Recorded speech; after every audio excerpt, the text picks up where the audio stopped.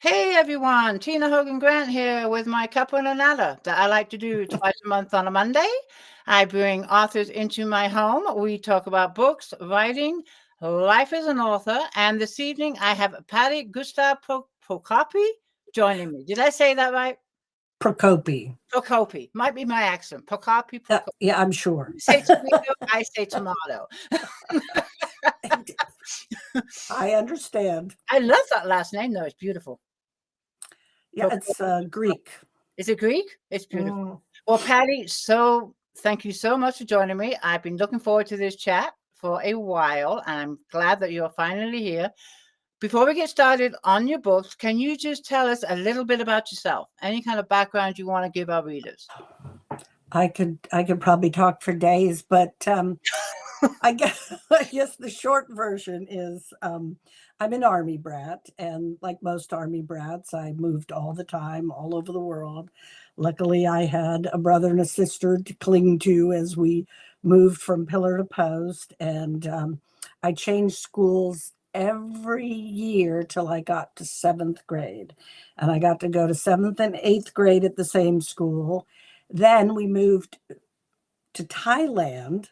And so ninth and 10th in Thailand, and I finished high school in Frankfurt, Germany, 11th and 12th. So I have a very checkered past. And, being an army brat is an amazing experience, a very, educational experience, but it's difficult. It's very difficult for Moving kids. And around. some don't do that well with it. And I was kind of a shy kid, so I'm one of those that struggled more than others. But I was living in Frankfurt after I got out of college. I went back to Frankfurt, Germany, because my dad had retired there. They really loved living in Europe. And I got a job and, figured I would just stay there the rest of my life. But then I met a guy, how we Oh, always there. meet a guy. And he was a civilian working for the Department of Defense. And we got married in Germany. And then we moved back to the States, to Virginia. And at the time, we just had this idea we'd spend a couple of years in the States and then go back to Germany. But that didn't really happen. We came to the States. And eventually we ended up in this small rural community near the Chesapeake Bay of Virginia between two rivers. And it's a beautiful, beautiful area. And I ended up working at two history museums for 32 years, Oh, American history. I love Yes. history. Yes, I live right near Yorktown, Virginia, where we finally beat the British in Hey, hey, hey, hey. 1781 and won that endless war. So I always loved history, always loved reading, always loved history, and so working at two history museums was a great experience. What a But fascinating. then I retired, and I think the biggest fear about retirement is that you won't have anything to fill your days. And so I always loved reading from a little kid. I forced my father to teach me to read when I was 5 years old because I would see him reading and I thought, there's something in there, and I want to know what it is. So he taught me to read, and I was always a very advanced reader. And I always had this fantasy that one day I would write a book. But, I was working, I was raising children, I was cooking dinner, I was walking dogs, all the life things. And but when I retired, I thought, I'm going to finally write that book. Good for you. And that was another learning experience because I had no idea what I was doing. But you did it. You did it. Just the fact that you said you were gonna do it, and you actually followed through and wrote that first book. That's right. I And did. not only that, you put it out for the world to see.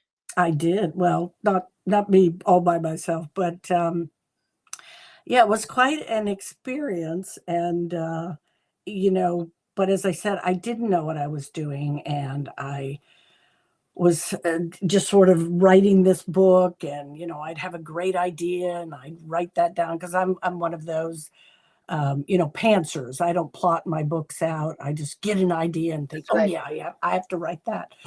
So at some point I realized my book was a bit thick, a bit bulky, and I started going through it again and realized that some of those great ideas I'd had earlier in other chapters. And so there was a lot of stuff that needed to be squeezed down. And I guess the best thing I ever did is I joined a critique group, a group of other writers, some of whom who were published, some of them who were still hoping to be published. And they really helped. They helped me pare my book down to a more manageable size. They gave me ideas and hints, and I had been sending query letters off to agents. I think that's so funny because query is such an English word. In America, we don't use the word query.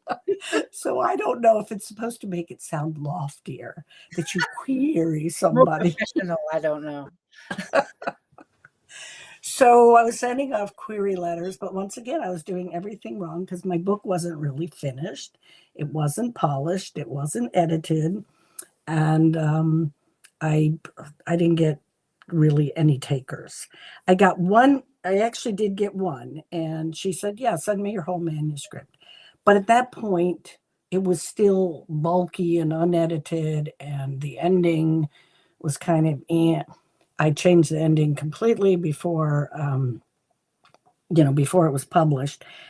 And she said, yeah, there's a lot to like here, but no. Yeah. And I will say that to anybody out there listening, if you want to be a writer, develop a thick skin. I mean, I could paper this room with rejection letters, and those are only from the people who rejected me. Yeah. At least 25% of the people I sent queries to never even responded. It's a really, really hard market, and your book has to be squeaky clean, very little errors, if any at all. You have to do, I mean, some agents even like chapter outlines, per chapter outlines. Right. I'm self-published. I went through a publisher for my first book, but after that, I decided to self-publish. I like being in control. I like being the boss. Well, I did talk to someone who wrote a series of fabulous history books, and she was also self-published. And I said, I can't imagine that a publisher wouldn't have snapped these up. And she said, well, I wanted to get it out very quickly because in 2007, we were celebrating the 400th anniversary of the English landing at Jamestown. And this book was about the first women who arrived at the Jamestown colony. And she said, if I had sent this to a publisher, it had been 4 years before it made it on, and I'd have missed the whole anniversary. So she said, I published my first one by myself, and I like that. And I think a lot of people do like that control. That's what worked for me. Like I said, my first one went through a publisher, and I couldn't wait for the 2 years for the contract to be up. I was counting the days, because you lose complete control of your book when editing, covers, marketing. I mean, I did marketing, but to put the book on sale, I had to ask them to do it, and it took them 6 months. Yeah. So anyways, but that's what works for me. Every author has a different journey, a different path. Oh, yeah. Do you now, did you find a publisher? What did you do? Well, what happened, I joined this critique group, and they were really helping me, and I was getting the book in much better shape, and, realizing that I had, put the cart before the horse and just had done it all wrong. And one day I was on LinkedIn, the website LinkedIn, and there was just this, somebody just said, type the first sentence of your book, in my thing. So I typed the first sentence of my book, and a local publisher said, tell me more, which is funny because my book is called Please Tell Me More. So we got to chatting, and she did publish my book and has published the rest of them. Sweet. And while I think it's great that the people who go out there and self-publish, I admire their courage, I guess. I had no interest in self-publishing. I did not feel I knew enough to do that, to take that step. It's still, I mean, I'm still learning stuff after 17 Yeah. years. I'm still learning stuff. But and we also wear many, many hats. You're not just a writer. You know, you've got to figure out your covers. You got to figure out, find your editors. You got to do your marketing. I mean, it's just hat after hat after hat. But Yeah. like you said, and I said, it's all about control, and that's the bottom line. That's the Yeah. bottom line. But I want to get into your books. But before we do that, I want to say hello to our readers that are joining us. So I'm going to scroll way back to the beginning. Sorry, readers. And I'm going to pop up some names and see who joins us. We have Karen is here. She says, hey, you all, welcome, Patti. And then we have Laura. She says, good afternoon. Virgie Lane. And I know Virgie lives in, she's in West Virginia, I think. Virgie, correct me if I'm wrong. I know you're in Virginia or West Virginia. So you guys are almost neighbors. Almost. And then we have Karen. She says hello. And then Belinda is here. She says hi. And again, I'm talking with Patti. If you have any questions for Patti, go ahead and put them up in the comments, and I'll get to as many as I can. Karen says, good to have you. I'm just scrolling real quick. Thank you. She's from Pennsylvania. My husband's from Pennsylvania. Oh, really? Oh, okay. And then we have, that was a hello right there from Judy. And then Peggy says hello. And then we're going back to your conversation on being a brat, an army brat kid. A lot of you must have all kinds of info up here that you could use in books from all the moving you've been doing. Well, I kind of describe my books, the first 3 I wrote, as biographical fiction. That's what mine because was. there are lots of things that happen in my life that I include in the books, little vignettes or stories, but I do kind of mix them up and twist them a little bit. And it's not really the exact event that I'm trying to recreate. I'm trying to recreate that feeling, that emotion, Yeah. that I experienced at that time. Gotcha. And so, yes, I feel like though none of my characters travel a lot, it's very funny. I don't really have a traveling character. My third book. Yet. Never say never. Yes, not yet. Well, my second Virgie book. says, I just want to go back to it. Virgie says, I live in Virginia. Hey, Virgie. So there you go. You guys are almost neighbors. All right, let's start with your first book that you published. Now, when was this published? Oh, God. It all becomes such a blur. It did come out, I think, right at the beginning of COVID. Yeah, 2020. 2020. And that is called, what is that book called? Please Tell Me More. Okay. And now this is a standalone, correct? All your books are standalones? Oh, no. This was a standalone, but at the end of it, people said to me, oh my God, I love that book, but what happened next? And I'm like, what do you mean what happened next? Figure it out for yourself. But after I wrote my second book, I began thinking about this one again, because I write, most of my first writing takes place in my head while I'm thinking about my characters. And then I did write the sequel, which I'm so clever. This is Please Tell Me More. Right. And the sequel is Stop Talking. Well, there you go. I love these covers. Now, is this an artist you know? This is an artist I know. This is my sister. Oh, wow. And when I wrote my first book, I was at her house and I saw this art of this child in a pool. And I was like, oh my God, I need that for my book. And she said, yes, you do. So I was able to use that. And then when I wrote the sequel, she had this art, and this one is about a young girl and her wolf dog. And so this was just perfect, like it had been planned to be on the cover of my book. And it's unusual that a publisher will allow you to have a say in the covers. Well, it was. And when I signed the contract, it said something like she had control over the covers and everything like that. And I said, I have a favor to ask. I said, I have this cover in mind. My sister's an artist, and she looked at the art and she said, sure. She didn't have to pay for it. If she That's does true. a cover, she has to pay somebody. But in this You got a case, at point there. least You got a it point. was free. So she allowed both covers. That's all. I bet your sister's so proud too.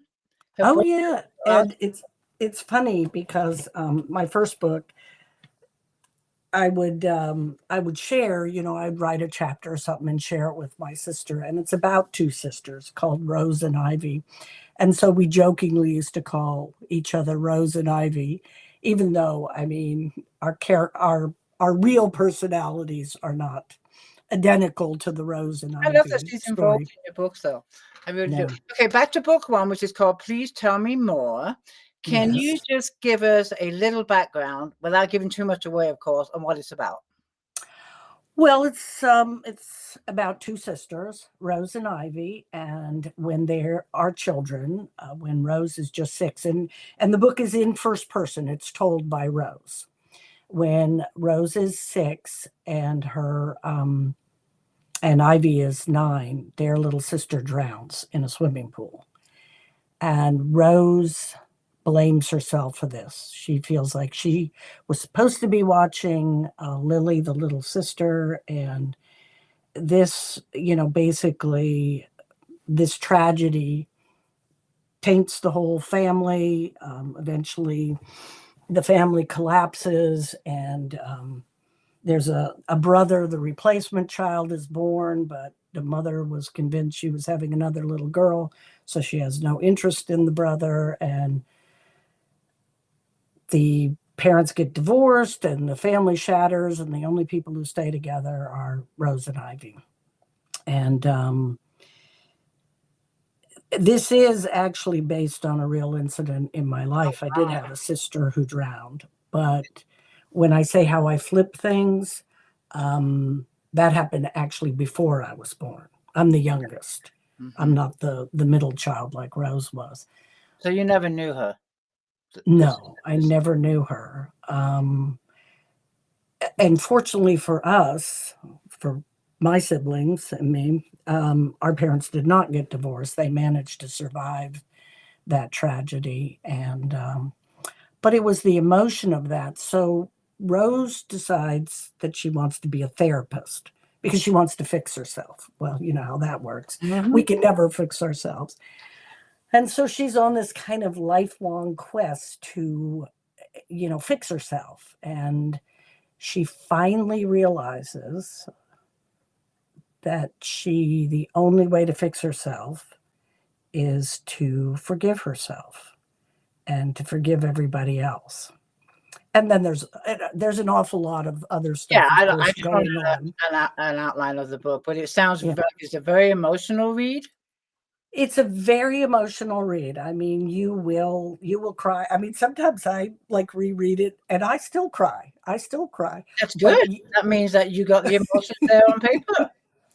but I tell you what, it's also laugh out loud funny because Rose, the narrator, is very snarky and has, these rather sort of amusing insights into other people. And so you will laugh and you will cry. But at the end of the book, what I want people to do when they read my books is at the very end, I want them to say, yes, and just be filled, just to be heart filled with what they just read. And is there any kind of message that you are trying to relay to the reader from that book? Well, there were sort of two messages in the front of my book. I found this quote which that I loved, Mhm. which I think if more people could embrace this, it would make such a difference in their lives. And it's, you can't go back and change the beginning, but you can start where you are and change the ending. Oh, I love that. Yeah, and so many people just get stuck in something that happened to them in the past, a Or the fight they fact had with their sister, the fact that they didn't think that they weren't their mother's favorite, and they spend their lives churning over this. and dragging all that baggage. Yeah, And yeah, it's like a Christmas Carol, Marley's Ghost with all the chains, and you have to let that go, and it's not easy. I mean, I'm a person who Mhm.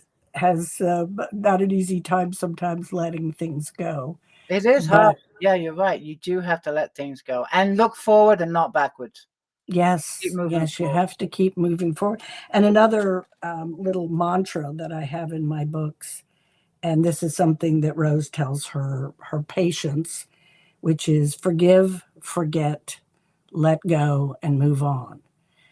And we just have to kind of let that stuff go. And though I had somebody say to me, well, not just move on, but move forward. Yeah. And Mhm. you'll never let go complete. That stuff will be with you, but you've kind of reconciled to it. Yeah, and don't let it And you're control you. right. And you're able to move forward. We all have a history. Oh, yeah, It's how we react to that history that makes a difference. That's the definitely. key right there. That really is. Yeah. Sounds like a fascinating book. I'm gonna pause again. My poor readers here, I'm ignoring them completely. I know there's questions in here. Then we're gonna talk about your next book. I just wanna pop out some of the comments, and then if I come across a question, I'll get it there. But this is from Peggy. She says, "That's the only way to heal, forgive, and move on." Hmm. We have Debbie says everyone should follow that. Virgie says my motto is look forward and move forward. My Definitely. dad, one of the things he always told me, and I live by it every day, is there's no such word as can't. That is what I live by. There's no. When I told him I can't do that, Dad, he just told me, "There's no such word as can't. Go do it." And I live by it today. Very true statement. And then we have Cal Deegan, she says, so true. And then some comments about your books. Peggy says, I can't wait to read your books. Another comment about the quote, love the fact you can let the past go and move forward. Well, I won't claim that I can do that completely, but I'm working on it. She's working on it. She's working on it. I missed so many comments. I just want to pop some up. Let me see. We have Gail, please. Tell Me More was a very moving story. I did cry and laugh. Oh, I know, Gail. How did you decide on that title? Good question. Well, that is a good question because originally the story was called When Will Our Sorrows Cease? And every time I would tell somebody that was the title, their faces would just fall and be like, really? And I asked somebody, an agent one time that I met at a conference, I said, well, oh, what do you think of that title? She said, it's awful. People will just be not, they will not be attracted to that because they'll think it's going to be sorrowful and awful. And I was like, oh. So my sister and I, who, as I said, we did, she read it, she read my stuff, she shared her paintings, and so I said, we need a better title. And we kicked things around, and she didn't like anything I came up with. I didn't like anything she came up with. And then she finally came up with, Please Tell Me More, because Rose is a therapist, and sometimes she's just sitting there listening to these people with their litany of, sorrows that they can't let go of. And she has to sigh and say, well, please tell me more, even when she doesn't want to hear anymore. And there was the title. And it's Yeah. Yeah. perfect. So that And I want stuck. to pop this up from Virgie. She can relate to your books. So sorry, Patty. I had a younger sister that drowned in a flood. So I Yeah. wanted to pop that up. Let me see. Debbie says, this sounds like an amazing story. Belinda says, it sounds like a lovely book and I look forward to reading it. Great. And then we have Carol says, love books which are emotional. Just a few more. Then we have Laura, I love books that put me through different emotions. I'm going to scroll up a little bit further because I did. Oh, Elaine's here. Hey, Elaine. Happy to see you here. Um, Hold on. I saw some questions up here. I'm going to just scroll back and see if I can find them because the comments are going too fast for me to stop them. Well, I see one over here also from Gail about, do you feel you and your sister were closer as children because you moved so often?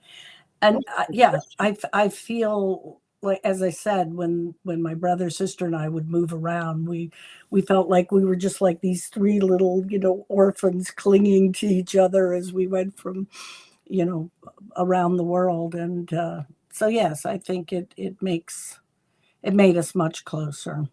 It must have made you stronger too, in some sense. And also saying goodbye because you were there for a year, made a few friends, I'm sure. Get to know them, and then within a year you have to pack up and say goodbye. Did you ever reconnect with some of your childhood friends that you saw or came close to on your travels back in the days?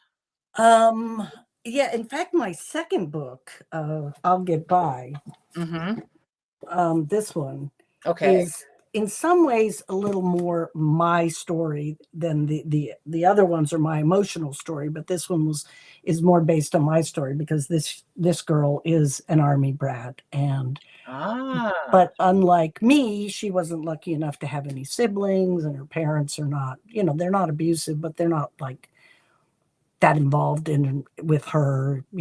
She's a good kid and quiet, and she goes to the post library, which I did too. And she has to say goodbye to her best friend when she's 6 years old, and it devastates her. And that actually is based on a true story. When I was 6, we had lived in the same place for, oh my goodness, 2 years. And I had to say goodbye to my best friend, and it took me years to get over that. I may never have gotten over it. Wow. And we did reconnect later. Oh, you did? How many years later? Oh, wow. Might have been, wow, maybe in the last 10, 15 years when I was writing the book. And I found out her address, and so we connected. That's and I said, a book right there. Yeah, I said, you should read this book. It's all about you. Oh, did she read it? I don't know. Well, I'd love to get her feedback if she had read it, or when she does read it. There was a show on television like a million years ago where they would bring somebody into the studio, and then they'd bring out these people from their past, like their best friend when they were 6 years old. And I always thought, I want to be on that show, and I want my best friend from when I was 6. Aw. Belinda has a question. She wants to know, you have one brother and one sister. Any others? No, just my oldest sister who drowned. And nope, that's it. Just one and one. And your second book, I'll Get By. Can we see that cover one more time? And this was not done by my sister. Okay. Now, is this a standalone, or is this also? This is my standalone. That is a standalone. Yeah. That is a standalone. And then let's see the cover for book 3, which is the book from book 1. Yeah, this book was when I finally decided to write a sequel, took up where book 1 ended, and started telling the rest of the story, so to speak. And it's also very heartbreaking. It's also laugh out loud funny. And you find out what happened to Rose and Ivy. And one of the things I like about this book is that the characters are older. They're in their 40s and their 50s and their 60s. And I think there's so many women out there who love to read, and yet they have to read about some, little 20-year-old with a 20-inch waist or something like that. There are a lot more of us with gray hair and great stories. So, and also have lived a life and got lots of stories to tell. Very true. Very true. Right. Elaine's asking about your books. She would like to know if your books are on Kindle Unlimited. Well, I think so. I mean, I know you can get on Amazon on Kindle. I don't know what that means. Kindle Unlimited, I can look for you while you're doing your reading. It's like a thing where they pay per month and they can read books with a membership for free. It's called Kindle Unlimited. I'll look while you're doing the reading. I mean, that would be something I guess my publisher would have. But being a publisher, some put them in Kindle Unlimited, some do not. When I was with a publisher, he would not. So it all depends. But my books on Kindle are not that expensive. I think they're like $4.99 for the average. So it's not like, I'm always shocked when I see a Kindle book for $12.99 or something, and I'm like, really, it's not even real. It's just out there in the. Those big publishers got to pay for those skywriting office buildings and all the staff they have. Very true. Very true. Okay, so we are in for a treat. You are going to read to us from one of your books. So I'm going to be quiet, and you're going to tell us what you're going to read, and it's all yours. Well, I just want to start by saying when I first started writing, I was writing my second book. I'll Get By. You know, it was the story of this army brat child and her growing up and her inability to, connect and make friends with people. And it just wasn't going anywhere. It wasn't speaking to me. And one day I was talking to my sister on the phone, and my sister sadly lost her husband to early onset Alzheimer's, and she was very lonely. So she was meeting people online on Match, I think it was. So she called me up and she was talking about her current boyfriend. And this book exploded in my brain. Oh, boy. So this is how it starts. My sister called to get my advice about some issue with her current boyfriend.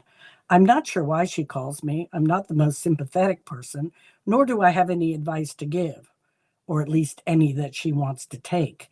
Like most people, she's only interested in hearing what she wants to hear, but she claims that I am brilliant when it comes to giving her advice.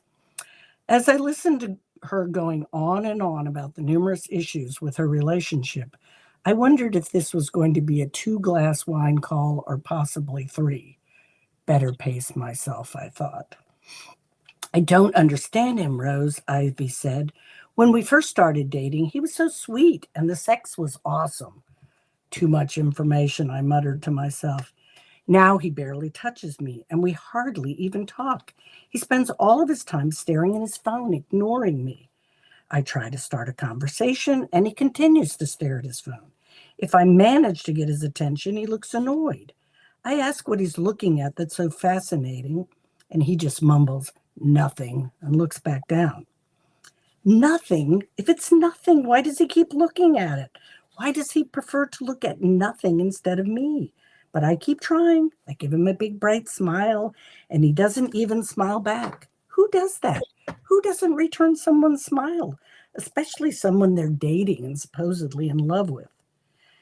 Sounds like an asshole to me, I replied, taking a big sip. I'm worried about him, she continued. I'm wondering if there's something psychologically wrong with him. Maybe he's depressed or bipolar, or maybe he has Asperger's. You know that thing where people can't relate to other people? Seriously? This is what has you so worked up? Trying to figure out this guy's possible clinical diagnosis? Yes, that's why I called you, she exclaimed. I'm sure you can tell me. I think there's probably some ethical restriction concerning diagnosing people over the phone, especially after a brief acquaintanceship. A 3-glass call, I decided, and took a big gulp. Don't go all ethical on me. It's not like I'm asking you to have the guy committed. What do you mean a brief acquaintanceship? Steve and I have been dating for almost 2 years.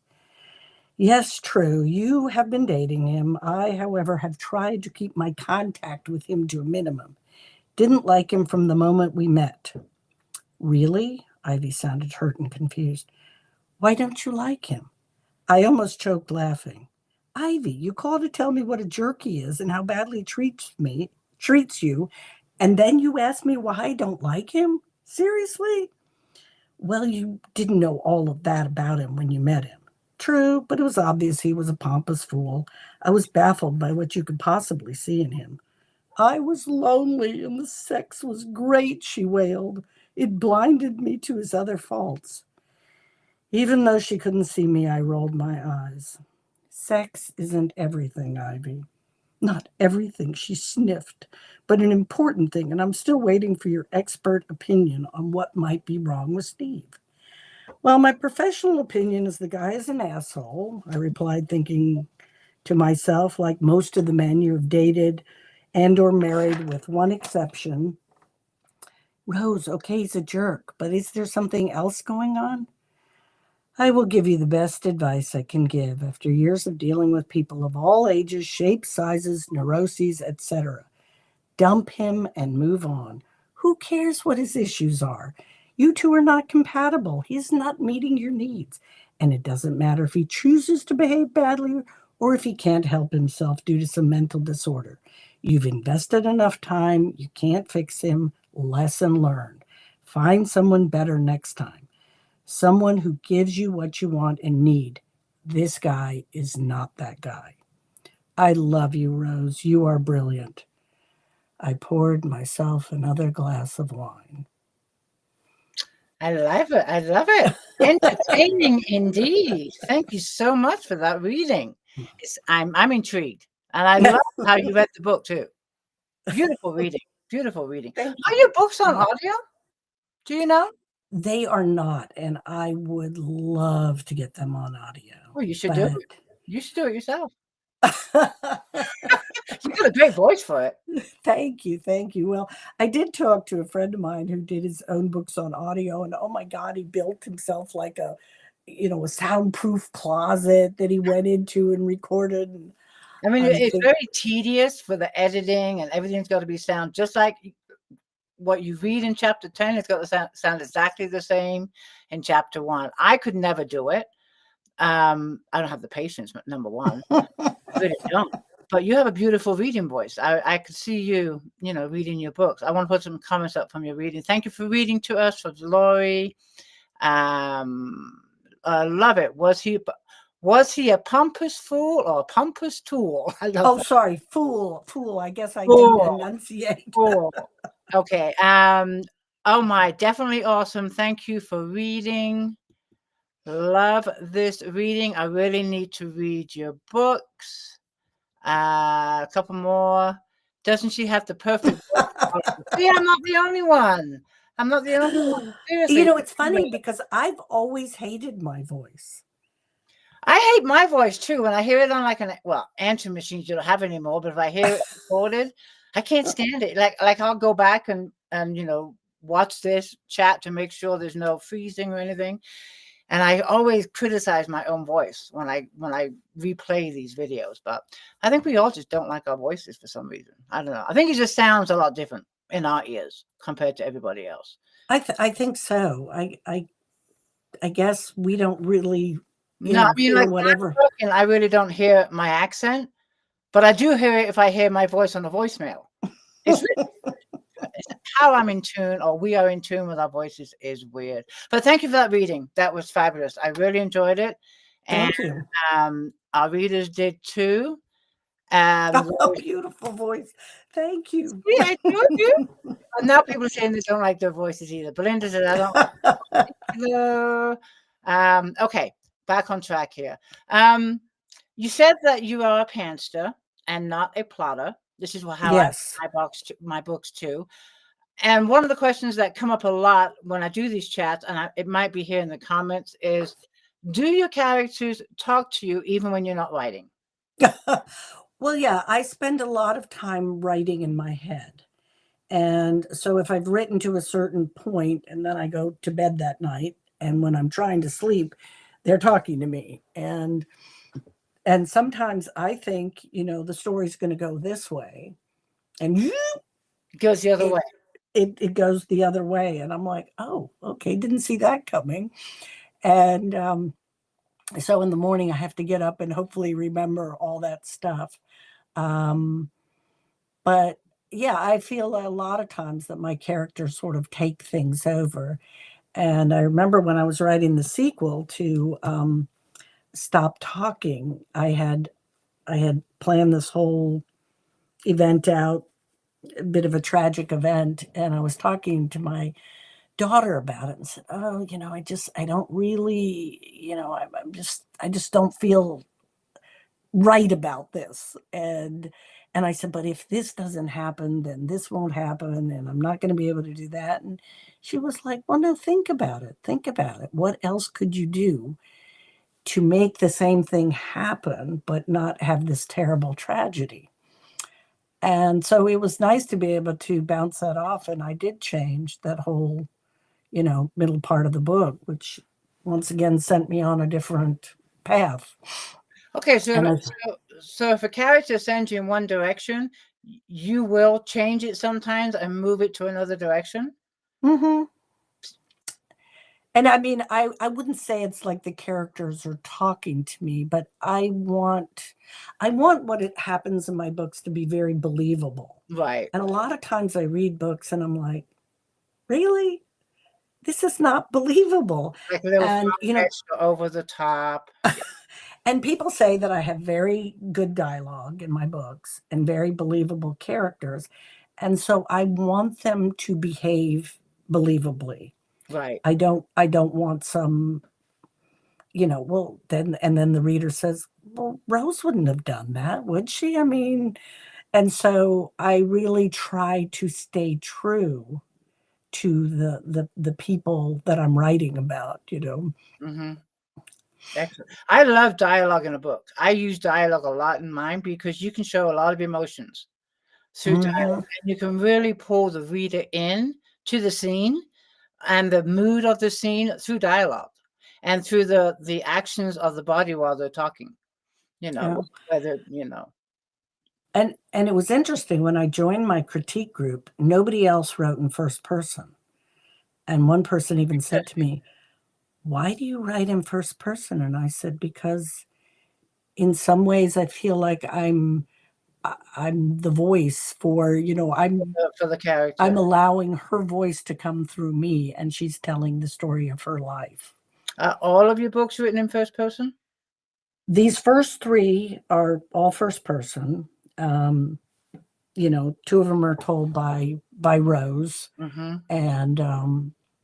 and then my other book, my standalone book, is also first person. Okay. And as I said, that one was very kind of close to me because it's about a lonely army brat, and I'm thinking, yeah, I know that person.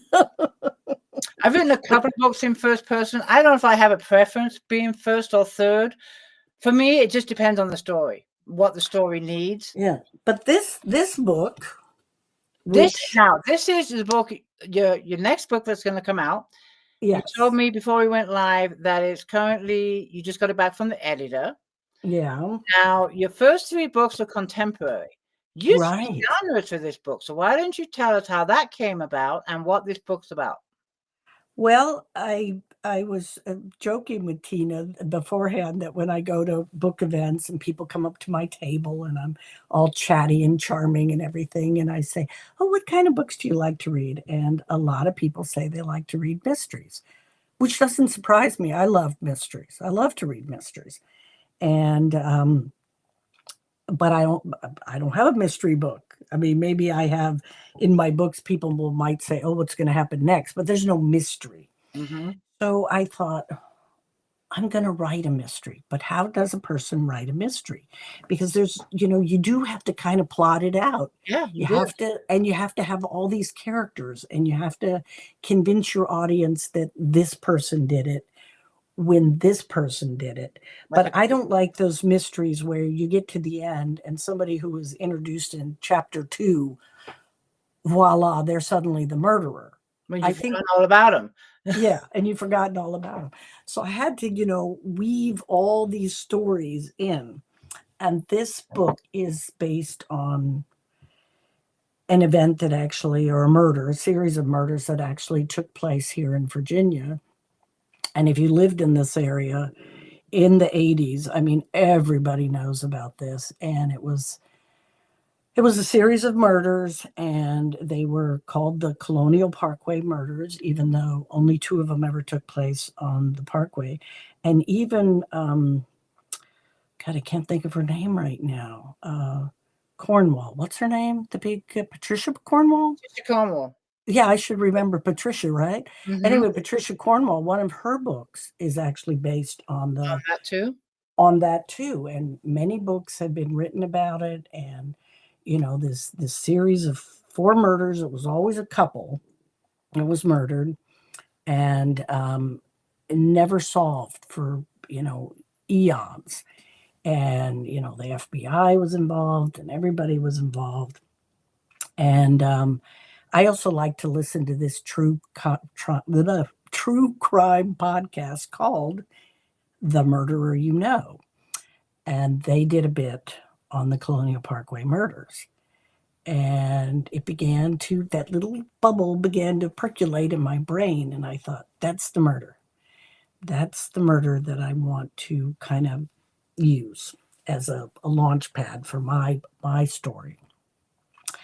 And so it's about two sisters again, but this one is my first. It's not first person. It's not. Okay. And I don't know why. When I started writing it, it was third person from the get-go. And it's about two sisters, one of them who's sort of the hero child. She's in law school. The other one's basically can't get her life together. And they start a podcast together because her sister says, well, what do you like? What are you interested in? And her sister Amber says, well, I really like true crime. And she says, oh yeah, anybody in Virginia knows about the Colonial Parkway murders. And so she said, well, let's start a podcast. I mean, you're not going to make any money, but it'll give you something to do while you're thinking of what you want to do. So they start this podcast in the book. And as you can see, it says a podcast mystery. And my editor told me today when you sent me that, she said, people are going to want the sequel to this pretty quickly. I'm like, oh, I've got to come up with another murder. And so that was sort of the two inspirations. And I rewrote this one probably a lot more. And there's a lot going on. There's the voice of the murderer. The book starts with the voice of the murderer. The book starts with the first murder. Okay. And then the sisters are also doing a podcast. So you're reading their podcast, which is relating to, and everybody's saying, well, why don't you do a podcast about, in this one, it's not called the Colonial Parkway, it's the River Road. Why didn't you do one about the River Road? And we're like, we don't even know who the killer is or how many. But recently, in the last 6 months, they actually, through DNA, they solved two of the murders. Oh, really? Yeah, it was very shocking, very, very, very surprising. Wow. And because, as I said, and the brother of one of the first victims, his sister was killed. He also has a true crime podcast. So lots of people have talked about this murder for years. And so I'm just another person dipping my toe into the Colonial Parkway murders. And somebody in my critique group who joined kind of late, he was like, wait a minute. Is this about the Colonial Parkway murders? They connected. He finally connected all the dots. How did it feel to switch genres? You've written your first 3 books as contemporary, and now you're doing a cozy mystery, I guess you would call it. It's all just. I think it's cozy. It's not too, too gory or anything. You have a preference of writing contemporary or the cozy? Well, as I said to somebody, I said I have plumbed the depths of human emotion. I don't think I can write another, one like my first 3, because I've squeezed all that emotion. My heart has ooched it all out into the world. So I enjoyed writing the murder, but I have to say, once again, I think I created great characters, great relationships between the characters, and so that part is still the same as my other books. Okay. Great dialogue, great characters, family relationships. There's just this murderer lurking in the background. And obviously, you mentioned there's going to be a book 2. Well, my editor my publisher wants a book 2, and I said, God, there's no murders as good as the Colonial Parkway murder, but I'll have to figure one out. Well, in Yorkshire, we have the Yorkshire Ripper. Oh, yeah. That was Peter Sutcliffe. Right. And that happened during the time when I was in Yorkshire. Oh, God, yeah. I heard of that, and I think maybe they could go to England or something. There you go, the Yorkshire Ripper, because he was a copycat of the Jack the Ripper. He was pretty much a copycat of Jack the Ripper. But that happened in England when I was there. So, well, it's interesting, listening to true crime podcasts or watching it on TV or even reading it. I mean, I remember probably when I was in college reading the book about the Manson family, Helter Skelter. And you cannot conceive of people that commit such horrible things. Yeah. And, I mean, sometimes murders are done and the person walks away with like $5. And you're like, what happened to this Yeah. person in their life That they could do such a thing. that they could do such a thing? Yeah. So It's sad. It is. it Okay. is sad. We have a few minutes left, a little bit longer. I want to go outside the box from writing and just get to know you, not just as an author, but outside of your writing time. What do you like to do when you're not writing to just escape, from your books? To escape. Well, I like to travel. And of course, during COVID, none of us went anyplace, but my husband and I like to travel. And I like to garden. I always liked gardening, but never had time for it. So my flower beds were weed beds. But now I think I do an okay job. And I think we talked about this. I love birds. I love nature. I sent you a And I video am of Bob. Yes, and I am lucky enough to have an osprey nest in my backyard, in my creek, and any day now the osprey are going to show up, and it's a wonderful experience to watch the mom and dad show up and come to the nest. And it's so funny because their nests are just like a pile of sticks. They're nothing, but dad always has to find one more stick to make it perfect. He brings that, and okay, it's perfect now, mom. And they're such dedicated parents. Humans could learn a lot from watching. Yes, Parenting. humans could learn a lot. I mean, I sit there and watch because they start their nests about this time of year, and we can still have very cold weather. And they'll sit on snow. And they will sit out there, and it will wind and rain. And in fact, I always joke that I'm going to write a book in every genre before I'm done, except sci-fi. I know nothing about sci-fi. I couldn't even describe, the inside of a spaceship. But anyway, but I do want to write a children's book, and I'd love to write it about the osprey because they're just amazing creatures. Take your own pictures and use them in the book. I probably have 1,000 pictures of the osprey, and so yeah, I would love to do that. And what else? I actually was working with a wildlife rehab group. In fact, the way we sort of got to know the osprey a little better is the nest had been further across the creek, and it had been damaged in a hurricane that had come, and it kept tilting.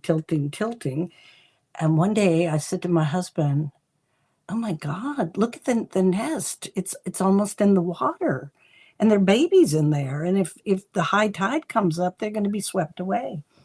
So we tried calling every federal and state agency that we could think of, and the Marine Police and everybody. And basically everybody told us, no, there's nothing we can do, or nothing they wanted to do. And if you go out there and pick them up because it's a protected species, you can be arrested. So we were told we couldn't do anything, but nobody else was going to do anything. But meanwhile, we'd made all these calls, so this sort of call network was going around.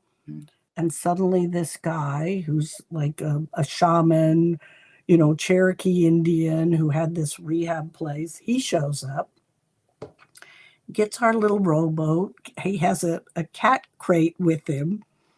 He just rows out there, and he starts, and we thought there were only 2 babies. And he said the third one was half in the water. So he's pulling the babies out and put them in the cat crate, and mom is flying around, peeping. It's very funny. They're such fierce looking birds, but they have very high cheeping kind of call. So he rows back and he says, well, I'll take the babies back with me and make sure they're all okay. And then I'll come tomorrow with a friend and we'll rebuild the platform and put the nest back on it. And so he came the next day, and Mom was across the creek in her favorite pine tree just watching this operation. And this time we said, well, can you put the platform closer to us so we can see it better? So he rebuilt it. And at some point, some federal agency guy called me and he said, whatever happened to those baby osprey? I said, oh, well, a rehabber came and took them, and he's going to bring them back. And he said, oh, the mother won't take them back. She'll be long gone. I said, well, he told me that he spoke to her and told her he was bringing her babies back in 3 days. And he said she will wait. And she did. So when he rode those babies out to the new nest and put them out there, Mom came flying back, and Beautiful. all those babies survived. And Beautiful story. See, there's a book right there. Right there. It's Right an there amazing in the book. book. And what annoys me is that there shouldn't be so much red tape. Oh, yeah. That's the citizens to save wildlife. Yeah. I mean, they make it so difficult. It just gets my blood boiling. I agree with you. They make it so difficult for people to do good things, but then you hear about people doing horrible things and they're never punished. Exactly. And you're like, world's backwards. What happened to them? Yeah, don't get me going. I could rant for hours about how the world is being run. But anyways, Patti, before we sign off, I always have a final question for the authors, and that is, what advice would you give to an aspiring writer that would like to be a published author just like yourself? I would say join a critique group because they'll give you a lot of good advice. I would say read things online about, the steps you need to do, and, and make sure your book is completely finished and polished. You have a good query letter. And, I read a lot of books from people who self-publish their books. And the one thing that always makes me wince, I think, even when you self-publish, you have to have your book edited. So editing your book is so important. And, we all have that bad habit of repetitive words. And I have a list inside my door here on my desk. And after I write a chapter, I have like 20 of them. I look for those words. And it's shocking. Yeah. It's shocking. Like one of the words I look for is that. And it'll say, I'll do a search and it'll say, you have 30 that's. I said, how is it even possible that I have 30 that's? So get that list of words, join a critique group. And when you think your book is done and polished and ready, get an editor and then start sending it out. Excellent. And look for the right kind of agents. Drill down to the fact, it's not just that they like middle school books, but they like middle school books about history or, whatever it is but really, really research the agents that you're going to send. Not that it helped me, but it could. It's great advice, though. It's a great advice to, now, and like you said, to be accepted. You don't want to send your book to people that only do sci-fi books or just do women fiction if your book is a mystery. So excellent advice. And the last piece of advice I will say, even though I didn't want to do it, I think it's so wonderful people can self-publish now. And I mean, not with vanity presses, which were horrible. And, it's just great that you can write a book and you can get it published and put it out there in the world. But do the best job you can. Exactly. And I always tell myself, make the next book better than the last. Yeah. Yeah. But I have to say, I think of all my books, I still think my first one is my favorite, maybe because it took me so long to write it. That's your baby. That's the one. I felt that way with mine, Breakfast Beginnings. It was my baby for the longest time. Here's my little baby. It launched my author career. So it always holds a special place in my heart because of that. If it wasn't for that book, I don't know where I'd be today. Patti, before we leave, I could talk to you for another hour. You are generously doing a giveaway. So I'd like you to tell our readers what that giveaway is. It's for the US only. Well, I would like to offer somebody my first book, which I love. And if you win this book and you read it and you actually write me a review, I'll give you a Kindle copy of the sequel. Oh, wow. What an awesome gift. So it's a twofer. There you go. And I will announce the winner. It's for our live audience only, the ones that are watching us live. You've graciously given up an hour of your evening to learn more about Patti and join us. So it's Yes. for the Thank you. Thank you. Thank you. Yes. And thank you, Tina. Oh, I love doing these. And then I'm also doing my giveaway, which is a $5 Amazon gift card. And in order to be entered into that, you need to share this video across Facebook in your favorite groups, on your own page, on Instagram, wherever you want to share it. But do tag me. Tag me when you share it so I know you shared it. And you are entered for the $5 Amazon gift card. And I will also announce the winner of that at the same time I announce the winner for Patti's book. And I would tag you, Patti, because you're in my group and on the author page when I announce the winner later this evening. And also, I didn't get to too many questions tonight.